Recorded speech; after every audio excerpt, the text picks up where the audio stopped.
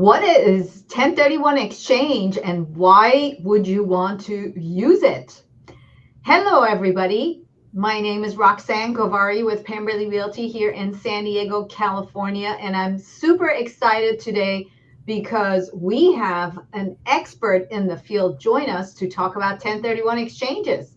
Hello, Christopher. Welcome.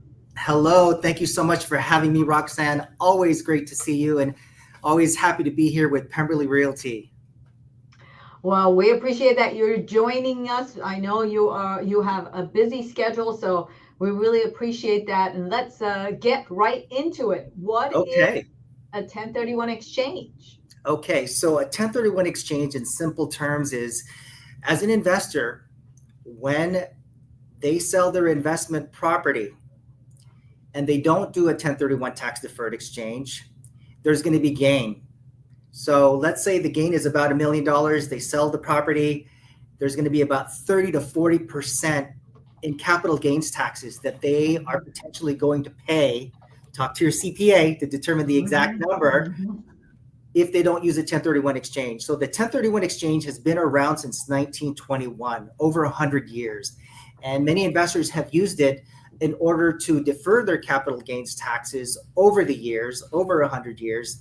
And they're able to purchase more properties rather than having to give up those taxes to the federal government and not see it. They're able to roll it into the next property so that they can buy more. So essentially, that $1 million gain, instead of having to pay 30 to 40% in taxes, which is about $300,000 to $400,000, that's a lot, they can roll it into the next property and then they could just buy more.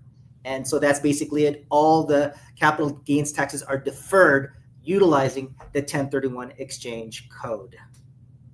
So we had this conversation the other day, and the part that fascinates me is the part that you can actually take this all the way through and avoid paying any taxes. Can you explain Yep. the scenario where that happens?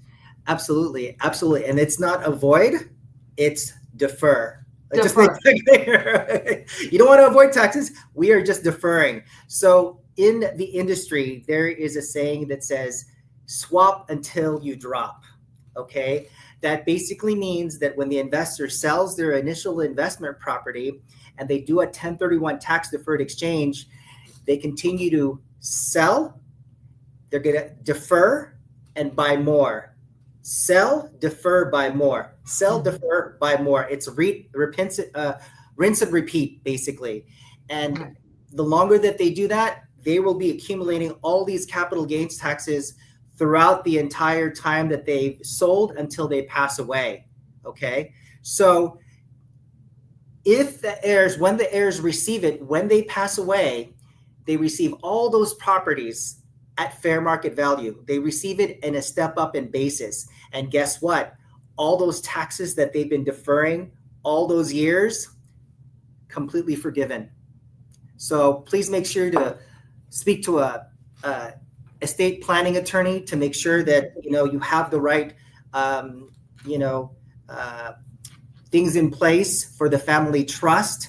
That way it can smoothly go to your heirs, and then that way they receive the properties in a step up in basis and they don't pay any of the taxes. So that's a way to actually leave a legacy for your family, and at the end they don't pay any of those taxes. Isn't that amazing?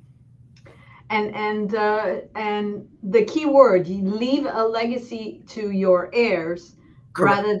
rather than having to pay so much in taxes, and the heirs are not able to realize as much gain as they would have otherwise. Yes, correct. And I just want to interject that many of the baby boomers and even clients that we've had in the past, they're up there in age and they want to do estate planning. Some of these baby boomers really don't want to deal with or don't know and don't have the knowledge of the 1031 exchange, and they're just willing to pay the 30 to 40% in taxes and not deal with it. But fortunately for us, we're able to communicate to them the benefits of doing that so that they can leave more wealth, a legacy and a legacy for their families without having to pay that 30 to 40%. It is big. And we want to make sure that they defer all those capital gains tax to create wealth and leave that legacy and not have to pay any of those taxes. Can you talk to us about the DSTs? Because, you know, if you're doing a 1031 exchange, then the property is a rental property. You cannot do a 1031 exchange on a primary residence. It has to be an investment property. Correct. But what if the owner does not want to deal with renting the place any longer? Okay. And you know, what to do at that point? Yes. So two things. As far as doing a 1031 tax deferred exchange, in the code, it indicates that it has to be like-kind property. Okay, that's one of the rules. And that's basically allowing the investor to sell their investment property and to buy another investment property, because in the code, it indicates that the investment property in the 1031 exchange has to be used for the productive use of a trade or business or held for investment purposes or long-term rental. And you cannot sell an investment property and purchase a primary residence, because that's not like kind. That's two different uses, investment versus using it as a primary residence. And also the other way around, if it's a primary residence, you cannot sell your primary residence, defer all those capital gains taxes, and then roll it into an investment property. Okay, it has to be turned into a rental first. Mm-hmm. And we conservatively recommend 2 years. Now, there's nothing on the code that indicates you have to hold it for 2 years, but conservatively, we recommend 2 years. It's really up to their CPA to determine what they're comfortable with, if it's straddling 2 tax years or 2 solid years of owning that property, because we're not going to be at the audit table. They are. So the blessing normally comes from the CPA, right? So that addresses the, primary residence issue. The thing is, many investors, when they've deferred their capital gains over the years, and they're up there in age, they're making it happen when they're in their 30s and 40s, creating wealth, buying all these different types of properties, and eventually, when they're in their 60s, 65, maybe older, they're tired of dealing with all the tenants, toilets, trash, and all the turmoil that comes with managing properties. And there is a way to buy more properties from a 1031 exchange without having to deal with any more of the management. And that's called a Delaware statutory trust. And let me explain what a Delaware statutory trust is. Mm-hmm. It allows, it's a like-kind property, okay? It basically means that they're buying into or rolling over their gains into this investment. So they will own a fractional ownership of, let's say, $100 million worth of property. Mm-hmm. If they $1 million into this $100 million portfolio of properties, okay, it's going to be 1/100th fractional ownership, depending upon what their gain is. It could be 2 million, 5 million, 10 million. It really just depends on what that fraction is and what they're investing into that portfolio, okay? So that portfolio includes high grade, high quality, professionally managed properties, where it could be senior living, student housing, multi-units, triple net leases, warehouses. It could be a combination of all those different types of properties. And once that investment is in, let's say they do the 1031 exchange, it's $1 million, they roll it into this DST. Once the DST has it, then at a certain point in time, they will start receiving cash flow based on that $1 million. Not only that, they still retain the depreciation benefits, the appreciation of these properties. And, you can also leave it as a legacy to your heirs. So when they pass away, they also receive that DST, step up in basis, and they're not taxed. So they do have to stay within that DST for about 5 to 7 years, because that is going to be one of the requirements of the sponsors who create this DST, this Delaware Statutory Trust. And with that, they get the monthly cash flow, they get statements, and then they get all the benefits of real estate without having to manage any more properties. It's called freedom when they invest in the DST. Freedom from calls in the middle of the night. Freedom from repairing toilets or dealing with evicting tenants anymore. I know this can be a headache because let me tell you, my mom has owned rental properties, apartment buildings all her life, and she is just tired of all the headaches. So freedom equals the DSTs, right? Freedom equals a legacy as well, right, that your heirs will receive once they pass away. And guess what? If there's, let's say, 3 siblings, right? Each one of them will get an equal share depending upon what their trust says. They will each get an equal share of whatever this DST is, and they will get that cash flow that they're going to inherit. Now, a lot of times, sometimes there's sibling rivalry, and sometimes siblings don't talk to one another and there's conflict. Well, guess what? They don't have to talk to each other. They're going to go ahead and just get their share, continue to get the cash, and they receive a step up in basis, and all those taxes are forgiven. So that's actually a great way to leave your legacy and to be free from any of those headaches anymore. So that's the Delaware Statutory Trust. So that's a good solution for somebody who has a rental property that they're renting. They're tired of managing it, but they don't want to sell it because they don't want to pay the capital gains, and they also want to make sure that they transfer all their wealth directly to their heirs. Yes. But if they do that while they're alive, they're going to be paying a whole lot of taxes. But if they sell it and put the money into the DST, yep, then they don't have that complication. Correct. And they have to do so they're going to do a 1031 exchange into the DST. So the 1031 exchange is the vehicle to get all of their gains and all the taxes deferred into this DST. And that's where it's going to sit. And that's where they're going to get the cash flow and all the benefits of real estate for at least 5 to 7 years, depending upon when the sponsor who created the DST is ready to sell. And guess what? If this DST, and when this DST does appreciate in value, they also get a proportionate amount of whatever their appreciation is at the end if they decide to do a 1031 exchange out of it after 5 or 7 years. Now they can do a 1031 exchange back into another DST, or they can roll it back out into traditional real estate. And that's the flexibility of the DST. Which is really good. Yes. Can you explain a little bit about your role? Yes. In other words, an exchange company. What Yes. is the role of an exchange company? Why do people need to use an exchange company? Okay, so that's a very good question. And we are a qualified intermediary.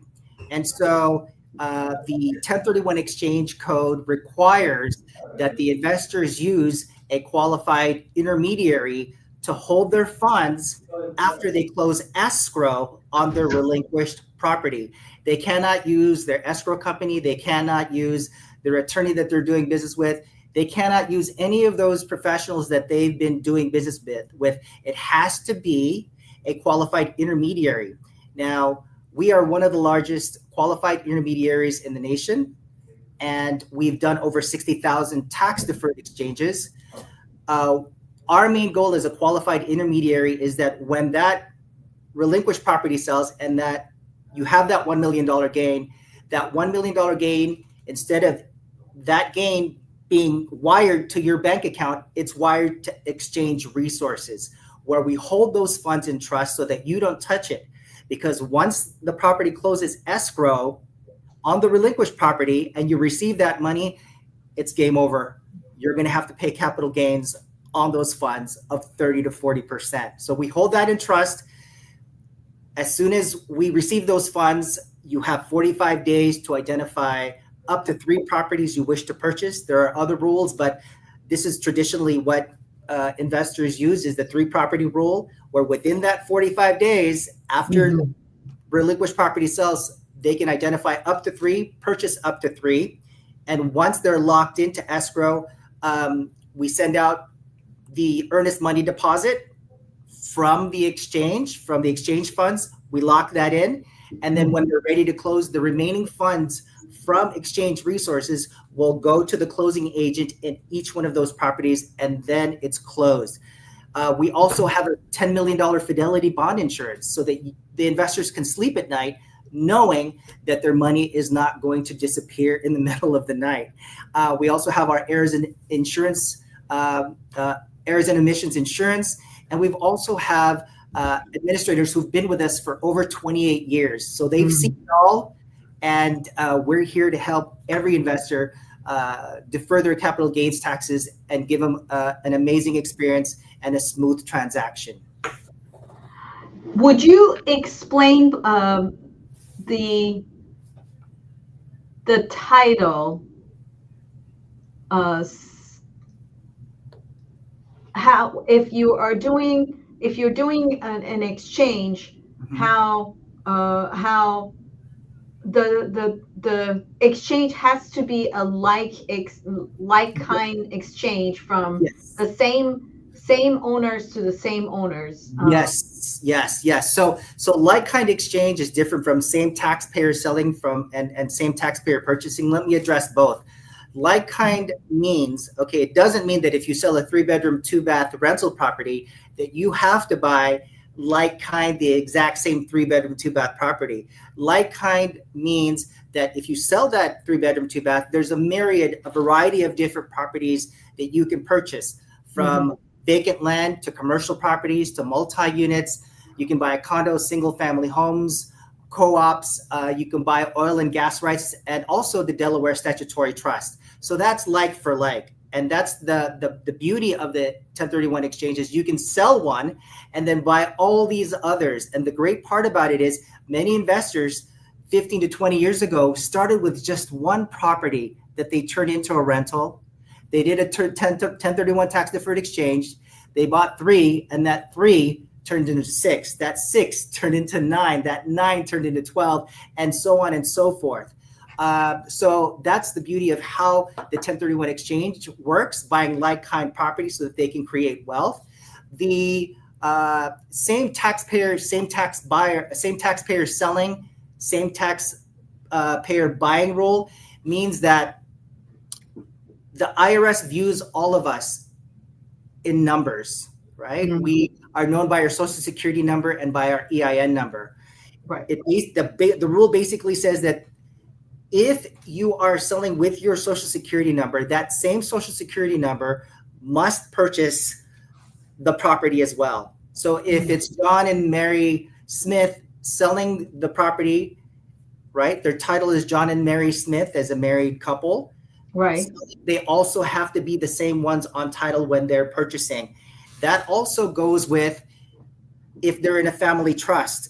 If it's John and Mary Smith selling as a family trust, it must also be John and Mary Smith buying in a family trust. So if there's any discrepancies with the vesting, that could have a negative effect, or that could be a red flag for the IRS. Does that make sense? Yes, I am wondering, let's say that over here you are buying John and Mary Smith. And then over here you have John and Mary Smith Trust. Yes. The owners are the same. Yes. But here you have the individuals, here you have a trust. Yes. So that's a very good question. As long as, and again, we always recommend you talk to your estate planning attorney and your CPA, but as long as the family trust, right, falls in line with their social security numbers, right? There's no discrepancy. When they file their taxes with that family trust, it falls into the same social security numbers, right? So it could be John and Mary Smith family trust, selling, and then John and Mary Smith purchasing. That's totally fine, as long as, again, they speak to their CPA to let them know exactly what they plan to do when it comes to that scenario. But as long as it falls within the same tax tax numbers, social security numbers, EIN numbers, you should be fine. Yeah, yeah, yeah. Okay, which is essentially what you have is what you have here with your outline. Yeah. Yes, that is the cheat sheet. And then there's the exchange timeline. And one thing I want to point out is that these timelines are very strict. There's absolutely no extensions unless the president has declared it a disaster area, okay? That it's a federal disaster. And we've experienced those with the fires and the floods and also COVID. Even with those disasters, if you are an affected taxpayer, you have to prove that you are an affected taxpayer and then contact the IRS and your CPA to determine if you're even qualified for an extension. So extensions are limited and very rare. Like with the fires that we just experienced over in LA, if you're buying a property that's within that fire zone, well, you're definitely affected, right? Yeah. And the house burned to the ground. Okay, well, then that's you're an affected taxpayer. That you just have to contact your CPA and the IRS to determine if you can get that extension. One of the things that always fascinated me is, you have to complete this within 45 days. Yes. But almost, it's always very difficult to make sure that property is, stays available for you to purchase. Yes. Yes. So are you asking me what some agents and investors do to possibly increase that timeline? For example? Yes. So what investors do, because when investors look at this, they think, oh my gosh, I only have 45 days to identify the properties that I wish to purchase. So what we recommend is start looking at the properties that you possibly want and don't want, either before you list the property or right after you list the property. That way you're prepared. And I'm so glad that there's so much more inventory on the market right now, and that a lot of sellers are able to either negotiate and reduce their prices or able to provide concessions for the buyers, these investors of real estate. So one of the things that investors are have an issue with is that they may not be able to find that investment property within that 45 days. Because it's a contingent sale, okay, the listing agent just needs to negotiate that at the very front end of the negotiations and make sure that it's in the listing, that it's a contingent sale, contingent upon the seller identifying and closing on their replacement property. Yeah. The wording can be, and this is just an example, you can change it however you want. Seller is contingent upon the identification and closing of their replacement property. If they're not able to identify their property or properties within that first 30 days, seller has right to increase escrow an additional 15 to 30 days. Okay, so that's a way. You haven't closed on the transaction, so the clock has not started. Correct. So, so if the replacement property already closed, the day of close of escrow is day 0. The clock starts ticking already, right? Yeah. So let's say you're already in day 25, 30, right? And the investor is getting a little stressed out because they haven't found their property within that day 30. They only have 15 days left to identify. Well, because it's a contingent sale and you've negotiated it up front and told the buyer, hey, we want to be able to extend escrow an additional 15 to 30 days if we're at that point on the 30th day where we haven't identified anything yet.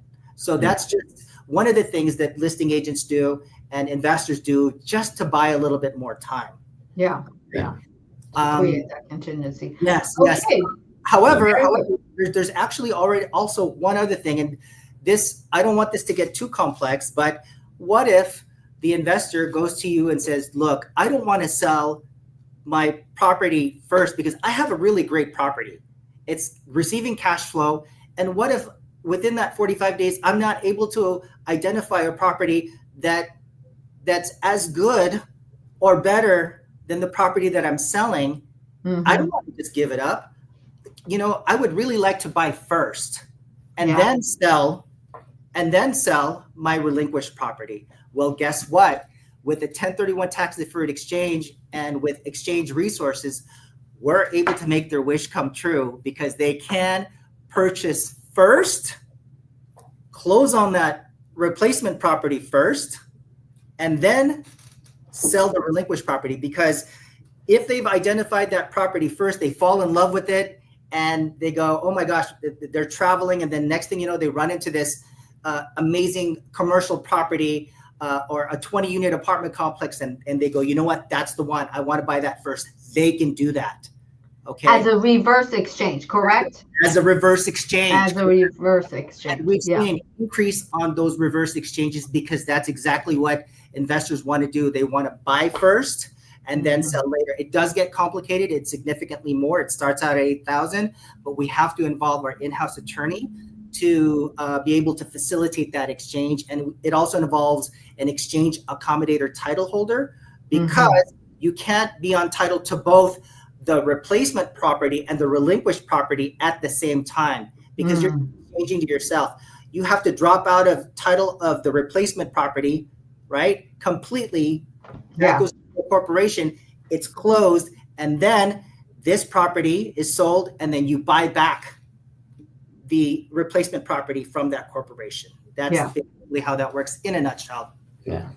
Which is amazing. Yeah. Well, thank you so much for joining us and for providing this valuable information. We really appreciate that. You're so very welcome. And audience, thank you for joining us and for supporting our channel. And if you are watching us on YouTube, please don't forget to give us a thumbs up and subscribe to our channel. So as we are posting new videos, you are able to get notified and join us.